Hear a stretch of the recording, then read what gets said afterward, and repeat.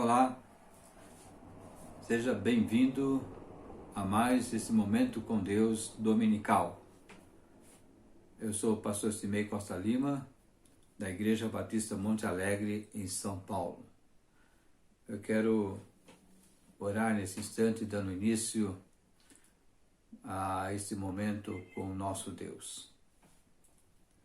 Pai amado, nós agradecemos porque é o início da semana e certamente nós temos motivos para agradecermos por tantas bênçãos que o Senhor tem derramado sobre nossas vidas, sobre as vidas daqueles que o temem, daqueles que o chamam pelo nome de Senhor. Eu quero agradecer o privilégio de poder proclamar mais uma vez a palavra do Senhor, trazendo para nós muita reflexão e que saibamos, ó Pai, extrair aquilo que é o Teu desejo para a necessidade do nosso viver junto às nossas igrejas. Abençoe cada ouvinte, cada irmão, cada irmã. É a minha oração em nome de Jesus. Amém. Eu quero compartilhar com você um tema de muita relevância nesse tempo em que nós estamos vivendo. Eu quero pensar sobre como evitar a corrupção na igreja, ou como evitar a secularização da igreja. Eu poderia dizer, será que é possível nós termos uma igreja que não seja mundana? Ou como sermos uma igreja que não é mundana? Eu quero ler com você o texto da carta de Paulo aos Efésios, capítulo 5, versículo 27. Para apresentar a si mesmo igreja gloriosa, sem mácula, nem ruga, nem coisa semelhante, porém santa e sem defeito.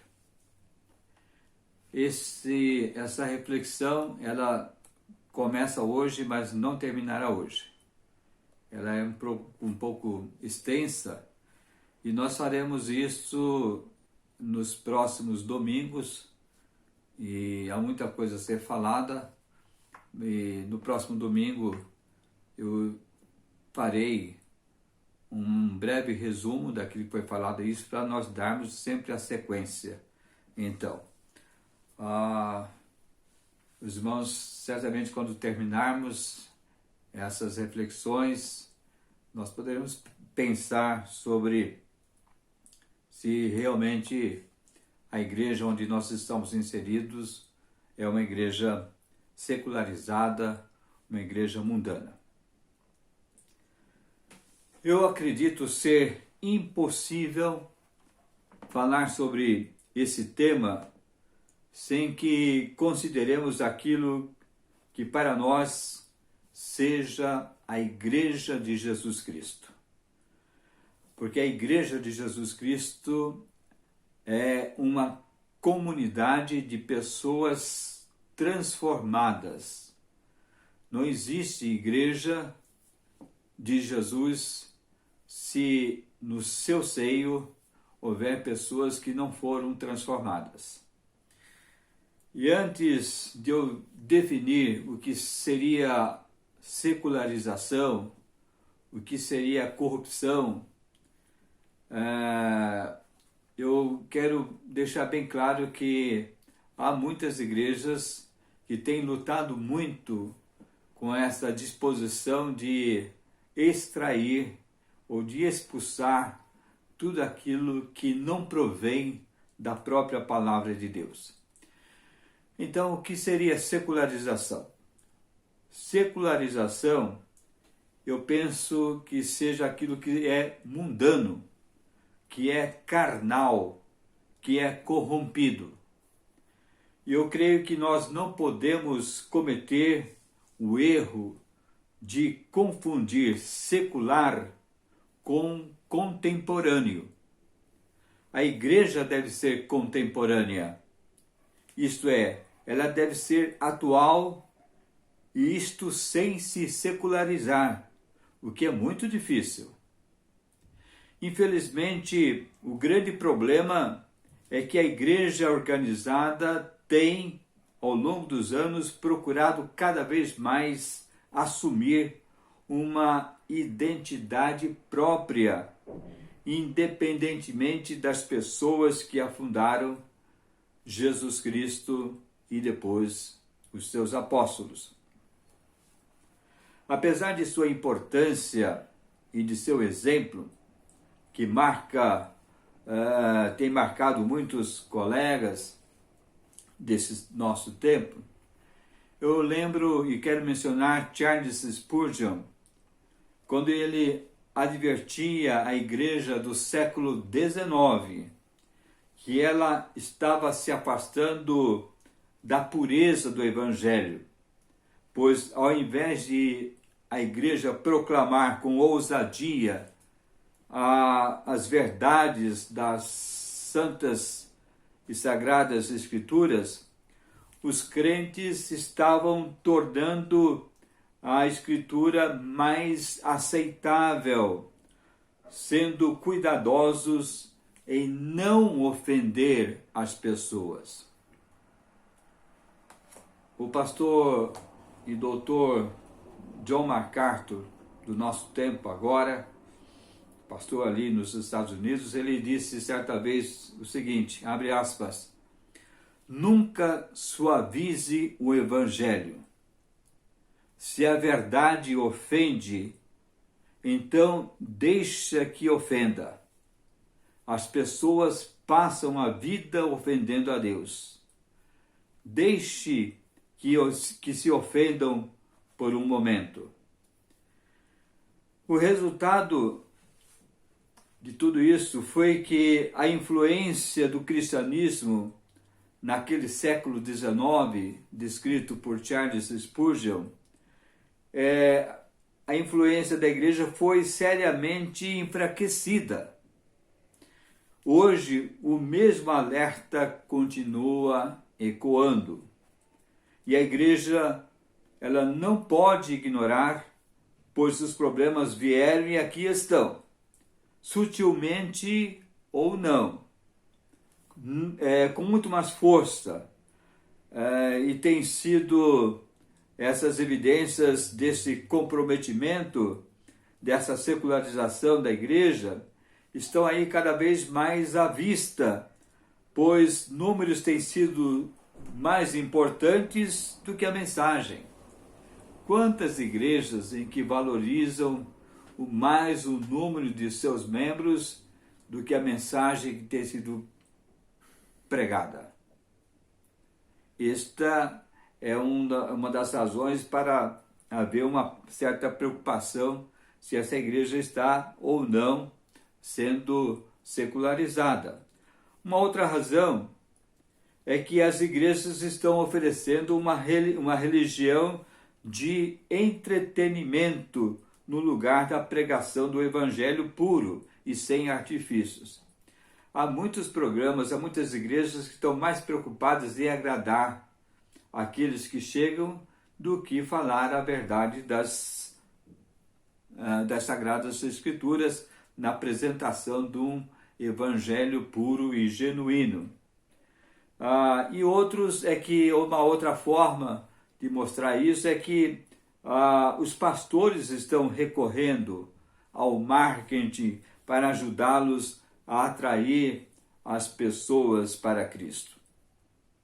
Será que nós precisamos de marketing para tal?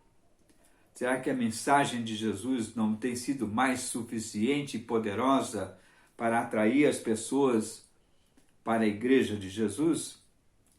Enfim, meus amados, nós estamos perdendo nossa identidade como igreja de Jesus Cristo, pois suavemente ou disfarçadamente estamos trazendo as coisas do mundo para dentro das nossas igrejas, de maneira distraída, sem que nos apercebamos disso.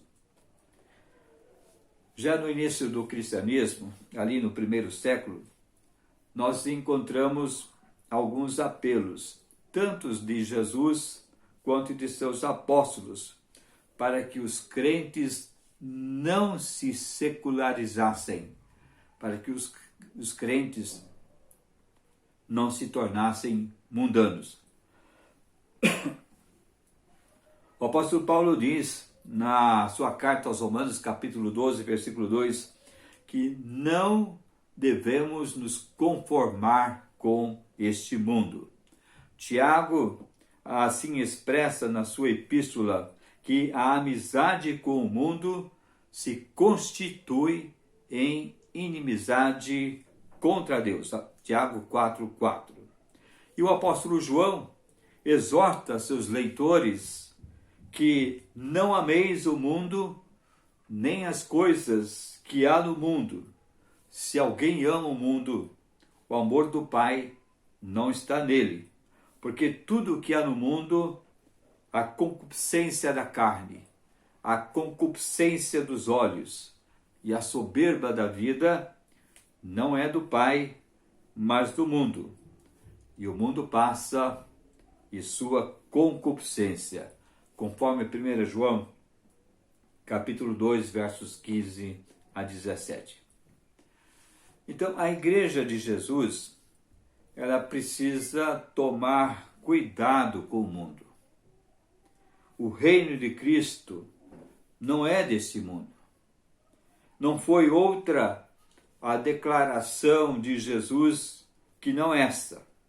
E diante de Pôncio Pilatos, depois de maniatado e esbofeteado, Jesus declarou: o meu reino não é deste mundo. Se o meu reino fosse deste mundo, pelejaríamos, meus servos, para que não fosse entregue aos judeus. Mas agora, o meu reino não é daqui. Evangelho de João, capítulo 18, versículo 36. Uma igreja secularizada, antes de ser de Jesus Cristo, ela é de Satanás, pois ele é o príncipe deste mundo. A igreja está vivendo em crise. Não há como dizer, alguns podem discordar, dizer, olha como a minha igreja cresce, como a minha igreja tem muita gente, eu não tenho como avaliar tudo isso. Mas a igreja séria, a igreja comprometida com a palavra, a igreja do Senhor Jesus, ela está em crise. Talvez ela sempre tenha vivido em crise. A igreja a que me refiro, aliás, a crise a que me refiro, é o desejo de ser atual e atuante no mundo. Viver neste mundo sem, contudo, pertencer a este mundo. E para que a igreja de Cristo seja contemporânea, para que ela não fuja do mundo, para que a igreja não seja alienada, para que a igreja não se secularize, não se torne mundana, ela precisa ter em seu seio bons hermeneutas. O que é hermeneuta?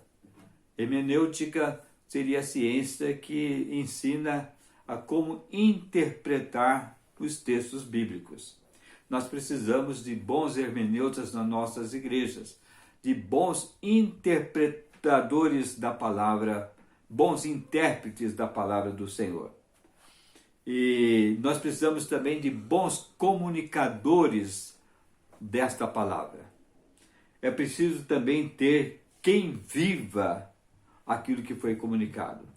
Não adianta somente falar, não adianta somente pregar. É preciso tanto aquele que pregue, quanto aquele que ouve a pregação, possa viver aquilo que está sendo transmitido.